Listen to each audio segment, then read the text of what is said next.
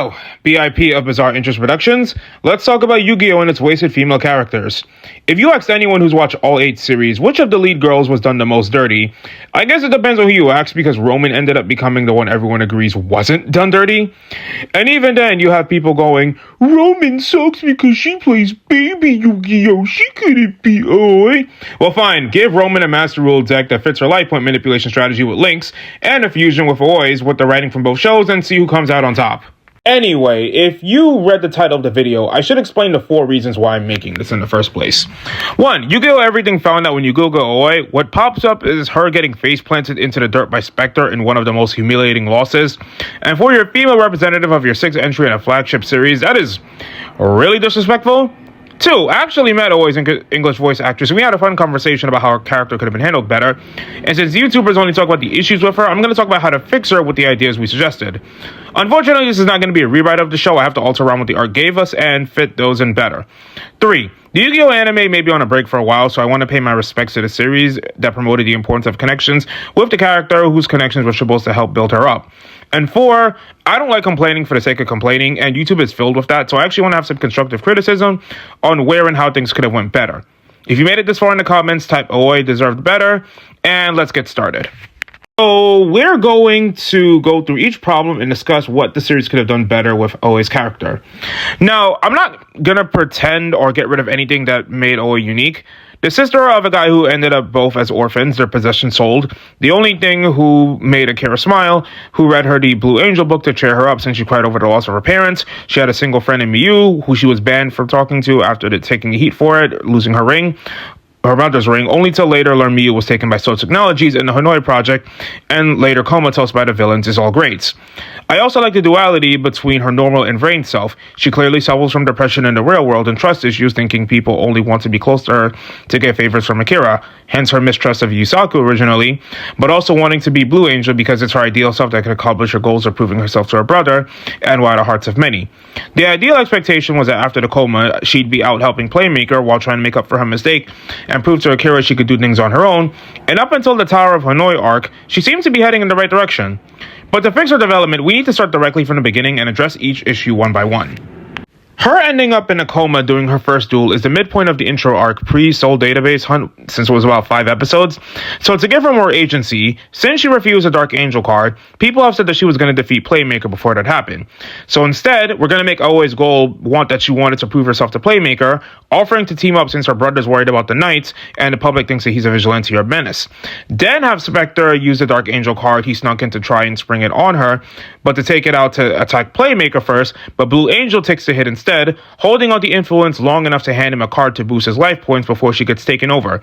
It gave her just enough agency to make it feel like she had her hand in saving herself as well as Yusaku did. Now, post-coma, we could get a lot more interesting aspects about her. When she wakes up, have her ask who found her, and Akira could reveal he thought Yusaku was her boyfriend, and since he's basically going to lock her in her apartment, she could lie and say that that she's dating him, fake dating, as an excuse to go out and actually thank him. One thing I'm going to add is that Yusaku should tell her that he knows that she's Blue Angel, but decides to keep it a secret. Kusanagi and I already wanted him to get in her good graces, so by just having that trust, she knows he's not doing this to just get towards her brother. It still keeps Ghost Girl goading to get her more involved, but it still has Yusaku and Aoi's relationship having those threads build up. And if Aoi needs an alibi, she has him to work with.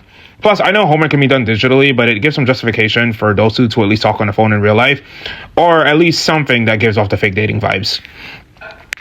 When Playmaker and Go offer her a pack to team up and her hesitation before fighting Vira, and when she goes to the Duel Club, have Yusaku just motivate her to try and do what she feels is right, and that way the audience feels like he trusts her.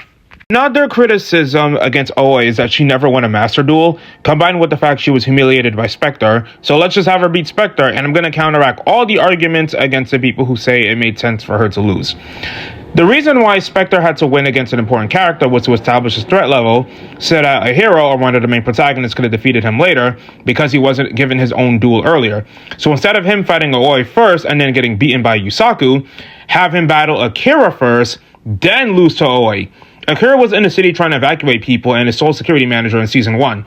Plus, before he fought Yusaku, Spectre took Akira hostage, so it makes sense to have Akira beat the Spectre victory and then take him hostage so Aoi could duel him next. The only two arguments I've heard against this take is that Akira can't be taken seriously as a threat because he lost to Yusaku.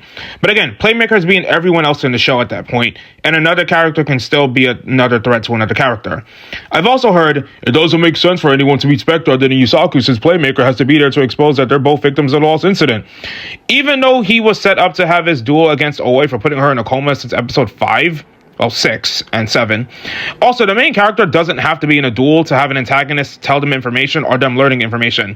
Like Yuma and Tori learned about Vector's past more while he was fighting Nash. The Rush Duel Club found out about Swirly's true self by fighting Yuo. Heck, OG characters had the characters learn Mokuba was imprisoned in a car during Pegasus' fight with Seto, so that argument makes no sense. Yusaku could just be trying to find Spectre and Revolver like he did when he found Gold during his battle with Revolver, and Spectre reveals the truth to them in Akira. Plus, if he's using Akira as the hostage, wouldn't it be stronger for his sister to be the one unsure about whether or not to continue to duel, and he's the one that sacrifices himself so that she could beat him? They already set up that he was the cause of her fate at the beginning of season 1, so having her defeat him after her brother already loses and sacrifices himself to ensure that he doesn't cheat using him as a sacrifice fits really well. Heck, Yusaku could have just been there trying to be the one to administer the antivirus Kusanagi was working on to free Akira in the first place.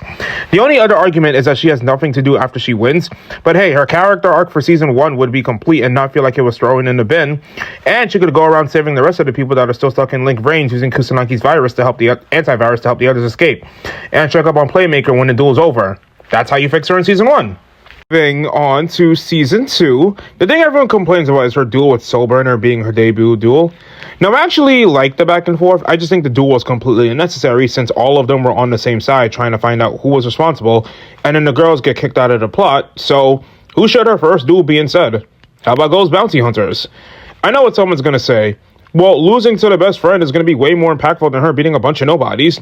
But A, well, let's not pretend like Soulburner's first duel in the show wasn't him just taking on a random muck and bit and boot. And B, if Blue Girl duels both of Ghost Bounty Hunters at the same time, that would be a pretty solid way to introduce yourself in a new season. I mean, the only protagonists to be two people at once that have names are Yuma, and the only girls to have done something like that is Alexis in Arc 5. Plus, it would show that she's stronger than before since they're using Go's original decks, and she can beat two of those at the same time. Moving on, the only issue with her getting Aqua was that there wasn't a duel because Ghost Girl fought Blood Shepherd in order to distract him long enough for her to get to Aqua. Okay, I'm mixed on this, but I feel like it would have been better if she was the one who do Blood Shepherd and went to remove him and earned a conversation with Aqua. I think Ghost Girl and Blood Shepherd could have had a duel before this, or just have her stop her brother from trying to have another duel at the cost of his avatar's energy. But I think that episode is really important for Aoi since that led to her becoming Blue Maiden. So why not just have the duel so that she can earn it? Now, this claim might be a little bit controversial, but the only problem I have with Aoi versus Haru is that Haru has no build-up. Up until Earth shows up, one of the problems with the beginning of season 2 was that it was just meant to establish Soulburner and a new status quo and also hype Bowman up. But the problem was that Bowman versus Yusaku was ultimately pointless since the twist of Bowman either being or having the original Yusaku's memories and personality turned out to be a lie. And we didn't learn that much outside of Winnie's existence. So what they could have done was had Haru act the brains to season 2's first half, dueling characters like Akira, Queen, Blood Shepherd, Ghost Girl, and Go to help out Lightning's ultimate plan and get more data from both factions. So the twist that he was originally Bowman's prototype and was him seeing as a younger brother actually makes his fate more tragic because he was just set up to lose when establishing how strong he was in the beginning of season 2 would have made Aoi's victory not feel like something Lightning used to stall time. The claim is also going to be controversial, but I think she should have teamed up with Yusaku against Go in order to get Earth's DNA. I've seen people claim that they wanted her to do Go at some point, and Sevens is like the only series where that a 2v1 duel. But if Go is this uber powerful beast that can take on an Ignis, having Playmaker and Blue Maiden join forces to take him on would be more impactful since their team up was at the start of stopping the Cyber Terrorists from season 1. Because I've also seen people say that it didn't make sense for Bowman to get Earth and Aqua's data or that it was a plot hole. But I actually developed Earth data from Go and extracted just Crystal Heart and he gave it to Aqua. Plus it actually built on the friendship themes that people think Reigns lacks. As for Miyu, I've seen people say that Aoi should have been the lost incident victim, but her life with Akira is already tragic enough, and rather than just connect everything with the same backstory, it's actually unique in the sense that she's connected without being directly involved with it, and she's trying to become strong for others' sake instead of just her own pride. The only problem with Miyu is that when they reunite in season 3, it's like very, very short, and I feel like there's at least a 2 to 4 minute conversation that could have been had between them, especially given what happened to Aqua. Speaking of season 3, she needs a closure duel or a ceremonial duel. And I'm not entirely sure who she'd fight because I have like 5 options. You could either give her Robapi to fight since Soul Burner was already going to do a revolver. And she's been more emotionally closer to Yusaku than Robapi's been for a while, which does have that fun contrast. The only downside is that Robapi was going to win, so I guess it depends on how you see it, if the win was just going to be handed to her or not. Alternatively, given that I had the data of the people he put into a coma, you could have had Aoi duel Akira. I mean, it would show that she's pressured him after they proved that they were on equal footing during the 2v1 against Ai, especially since most of the show was about proving herself to him. There's also Miyu. Maybe either Ai makes a digital construct of her with Aoi's original Trickstar deck, or the real Miyu encourages Aoi to fight with her evolved deck in Aqua and trusted her, or heck, they could just use a Dark Angel corrupted form for that to show how far Aoi's come. And Spectre works if you don't have the change of him dueling Aoi in season 1. So let me know if you liked or disliked my ideas and improvements. Ironically, I could do this with not just all the girls, but even a bit with Roman technically. But long live the Yu-Gi-Oh anime, and I hope you know that's Yu-Gi-Oh everything's catchphrase. Okay. BIP of Bizarre Interest Productions, thank you for watching, and signing off.